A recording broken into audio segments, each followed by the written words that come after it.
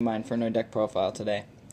This deck isn't the best right now, but I know it's going to be good, so I picked it up once Klee died, because this deck actually is way more fun to play than Klee now that Klee has gotten hit. So I'm just going to get right into the deck profile. We run 3 Antra,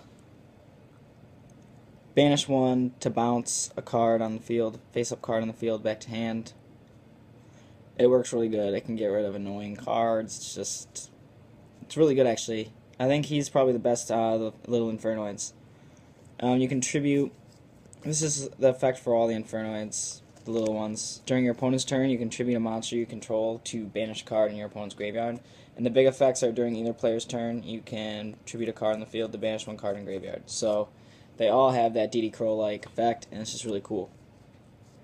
And they all also have the restriction that says cannot be normal summon or set, must be special summoned from your hand, the little ones, big ones from hand or graveyard, by banishing 1 to 2 Infernoids, depending on the effect, monsters from your hand or graveyard, while the total levels and ranks of all effect monsters you control are 8 or lower.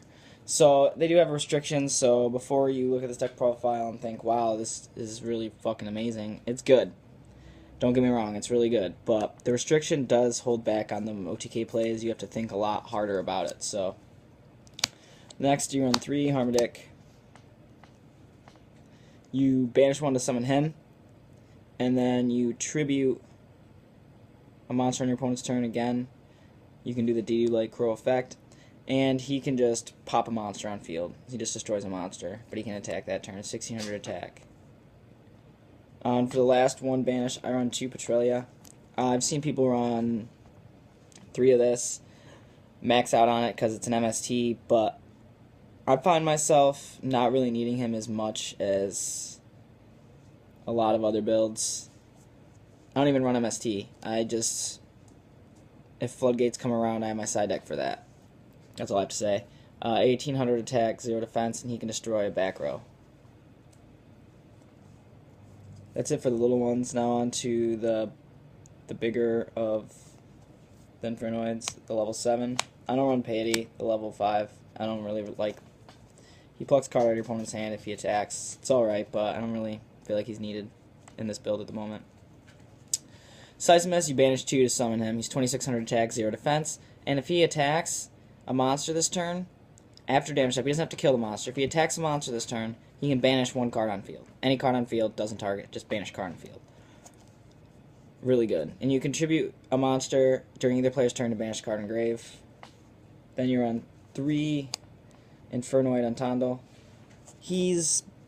That has that BLS-like effect that if he attacks a monster, he can attack once again in a row. So it just gets those additional pushes that you need to push for OTK, and he also has that DD like Crow effect. For the last Infernoid monster I run is the Big Beater. He's level 10, Infernoid Anunku. Anunku is probably the craziest monster in the deck. When he is summoned, you have to banish 3 to summon him, so he's basically a god. You have to banish 3 to summon him. But when you banish the 3, you summon him. He's 3000 attack, 3000 defense. Antando's 2800 attack, just letting you guys know. And then he can destroy all monsters on field. He doesn't have to, but he can. And when a spell or trap is activated, or the effect of a spell or trap is activated, you can negate it and banish it by tributing a monster you control. It works really, really good. That's it for the Infernoids. Now I'm going to get on to the Lightsworn engine. I run the 1 Lila. I don't want to bump it up. I like it at 1.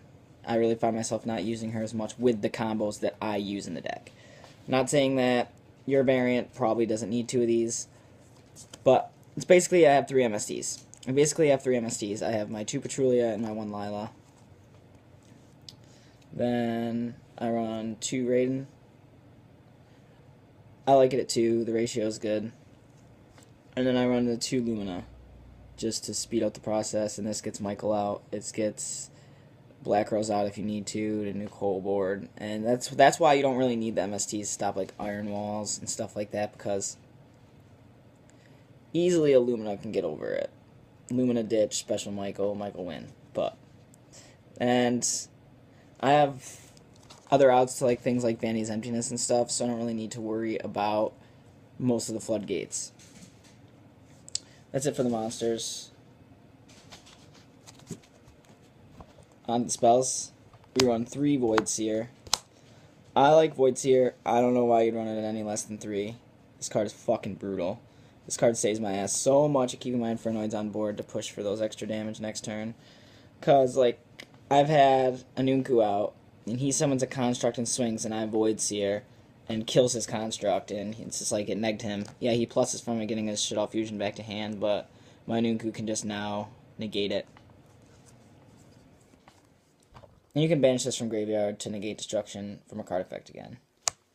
Then I run 3 Reasoning, no less. If you don't know what this card does, guys, you activate it, your opponent calls a level, you mill until you mill a monster that can be normal summoned. None of the Infernoids can be normal summoned, so the only 5 Lightsworns can be summoned. So you mill until you can find a Lightsworn, summon the Lightsworn out, and then from there you just have plays.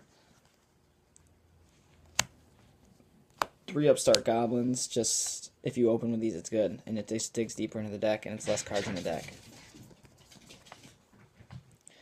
Then I run 2 Dark Hole. This is my out to Ginlock. This is my out to Vanity's Emptiness. This is just too powerful. I like it because even if I clear my board, I can just summon everything back. 2 Charge the Light Brigade. Get your Lightsworns. Then 1 Burial and 1 Monster Gate. Burial returns up to 3. This card is the same thing as Reasoning, but without a level cap.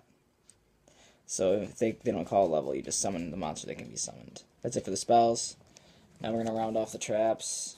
I run 2 Royal Decrees. I don't like traps. And I run 2 Breakthrough Skills because I don't like effects. That's it for the traps. Now onto the extra deck, and then we'll get into this side. 1 Big Eye. 1 Master of Blades. 1 Gem Knight Pearl. 1 Black Ship of Corn. And 1 Maestroke. 1 Mag-equipped Engineer, whatever the fuck you call it, and 1 Gachi Gachi. Just because I can make it, Utopic Future came out, and I find myself actually using this a couple times, and it's really, really helpful. I like actually when people use this against me and I Big Eye it. It's really fucking funny. Stardust Dragon. It creates a lot of plays and board presence. Crimson Blader. Black Rose. Michael.